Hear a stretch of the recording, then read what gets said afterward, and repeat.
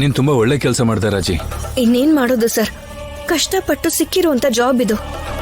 ದೇವಸ್ಥಾನಕ್ಕೆಲ್ಲ ಸೇವೆ ಮಾಡ್ಬೇಕು ಅಂತ ದೇವ್ರೆ ಹೇಳಿದಾನೆ. ನನಗ್ ಜಾಬ್ ಮಾಡ್ಬೇಡ ಅಂತ ಹೇಳೋ ಹಕ್ಕು ಯಾರಿಗೂ ಇಲ್ಲ ಸರ್. ರಾಜಿ, ಟೆನ್ಷನ್ ಆಗ್ಬೇಡ, ನಾನು ಇದೀನಲ್ಲ, ನಾನು ನೋಡ್ಕೋತೀನಿ. ನಾನು ಈ ಜಾಬ್ ಮಾಡೋದು, ದೇವಸ್ಥಾನದ ಬಾಗ್ಲನ್ನ ತೆಗ್ಸಿದ್ದು ಯಾರಿಗೂ ಇಷ್ಟ ಆಗ್ತಿಲ್ಲ ಸರ್. ನಿನ್ ಮೇಲೆ ಹಗೆ ಇರೋಂತ ಶತ್ರುಗಳು ಯಾರಿದ್ದಾರೆ? ನನ್ ಮೇಲಿನ ಹಾಗೆ ಅಲ್ಲ ಸರ್, ದೇವಸ್ಥಾನದಲ್ಲಿ ತುಂಬಾ ಕುತಂತ್ರ ನಡೀತಾ ಇದೆ.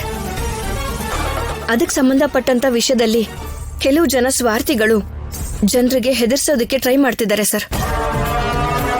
ಈಗ ನಾನು ಜಾಬ್ಗೆ ರಿಸೈನ್ ಮಾಡಿದ್ರೆ ಮತ್ತೆ ದೇವಸ್ಥಾನಕ್ಕೆ ಬೀಗ ಹಾಕ್ತಾರೆ ಸರ್. ದೇವಸ್ಥಾನದಿಂದ ಎಲ್ರಿಗೂ ಒಳ್ಳೇದಾಗ್ಲಿ ಅಂತ ಎಷ್ಟೋ ಕನಸು ಕಂಡಿದ್ದೆ ಸರ್, ಅದೆಲ್ಲಾನು ನನಸಾಗೆ ಉಳ್ದು ಹೋಗ್ಬಿಡತ್ತೆ ಸರ್. ದೇವರ ಮೇಲಿರೋ ನಂಬಿಕೆಯಿಂದ ನಾನು ಈ ಜಾಬ್ ಮಾಡಿದೆ, ಅದನ್ನ ಉಳಿಸ್ಕೊಳ್ಳೋದು ನನ್ನ ಆಸೆ ಸರ್. ನನಗೆ ಹಾಕಿ ಆಡ್ಬೇಡ ಅಂದಿದ್ ನಮ್ಮಪ್ಪ ಸ್ಟೇಟ್ ಲೆವೆಲ್ ಅಲ್ಲಿ ಗೆದ್ದಾಗ ಮೊದಲನೇ ಸಲ ಹೆಮ್ಮೆ ಪಟ್ರು ಸರ್.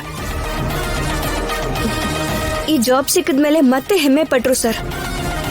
ಅಪ್ಪ ಈಗ ತುಂಬಾ ಸಂತೋಷವಾಗಿದ್ದಾರೆ. ರಾಜಿ, ನನ್ಗೆ ಗೊತ್ತು, ನಾನು ನೋಡ್ಕೋತೀನಿ. ನೀನ್ ಈ ವಿಷಯನ ಮರೆತು ನಿನ್ ಕೆಲ್ಸದ ಮೇಲೆ ಗಮನ ಕೊಡು, ಓಕೆನಾ? ಅತ್ತೆ ನನ್ನನ್ನು ಹೀಗೆ ದೇವಸ್ಥಾನ ಕರ್ಕೊಂಡ್ ಬಂದು ರಾಜೀನಾಮೆ ಕೊಡು ಅಂತ ಹೇಳ್ತಾರೆ ಅಂತ ಅನ್ಕೊಂಡೇ ಇರ್ಲಿಲ್ಲ. ತುಂಬಾ ಬೇಜಾರಾಗ್ತಿದೆ. ನೀ ಟೆನ್ಷನ್ ತಗೋಬೇಡ ರಾಜಿ, ನಾನು ನೋಡ್ಕೋತೀನಿ ಅಂತ ಹೇಳನಲ್ಲ. ದೇವಸ್ಥಾನಕ್ಕೆ ಏನು ಅನ್ಕೊಂಡ್ ಬಂದ್ವಿ.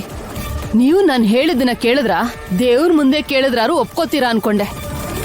ಇಲ್ಲೂ ನನ್ ಮಾತು ನಿಮ್ ಕಿವಿಗೆ ಬೀಳಲ್ವಲ್ಲ. ಇನ್ನು ನಮ್ ಕುಟುಂಬನ ಆ ದೇವ್ರೇ ಕಾಪಾಡ್ಬೇಕು. ಮನೆ ಸೊಸೆ ಅಂತೂ ಕಾಪಾಡೋಕ್ಕಾಗಲ್ಲ, ಆ ದೇವ್ರ ಮೇಲೆ ಭಾರ ಹಾಕ್ಬೇಕು. ಅಮ್ಮ, ರಾಜಿ ಈ ಕೆಲಸ ಮಾಡಿದ್ರೆ ದೇವ್ರು ತುಂಬಾ ಜನರನ್ನ ರಕ್ಷಣೆ ಮಾಡ್ತಾನೆ. ಅದು ನಿಮ್ಮಮ್ಮಂಗೆ ಅರ್ಥ ಆಗಲ್ಲ ಕಣೋ. ಅತ್ತೆ, ನೀವ್ ಕೋಪ ಮಾಡ್ಕೊಂಡಿರೋ ಹಾಗಿದೆ. ಇಲ್ಲಮ್ಮ, ತುಂಬಾ ಸಂತೋಷ ಆಗ್ತಿದೆ. ನನ್ ಸೊಸೆ ಧೈರ್ಯನ ನೋಡಿ ನನಗ್ ತುಂಬಾ ಹೆಮ್ಮೆ ಆಗ್ತಿದೆ. ಮನೆ ಬಗ್ಗೆ ನೀನ್ ತೋರಿಸ್ತಾ ಇರೋ ಕಾಳಜಿನ ನೋಡಿ ಸಂತೋಷ ಆಗ್ತಿದ್ಯಮ್ಮ. ಆ ಸಂತೋಷಕ್ಕೆ ನಾಟ್ಯ ಮಾಡೆ ಮಯೂರಿ ಅಂತ ಡ್ಯಾನ್ಸ್ ಮಾಡ್ಬೇಕು ಅನಿಸ್ತಿದೆ.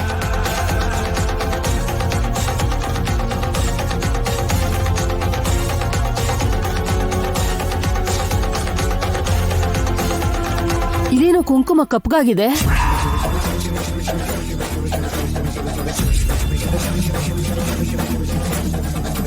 ಏನಮ್ಮ ಕಪ್ಪು ಅಂತೀಯ?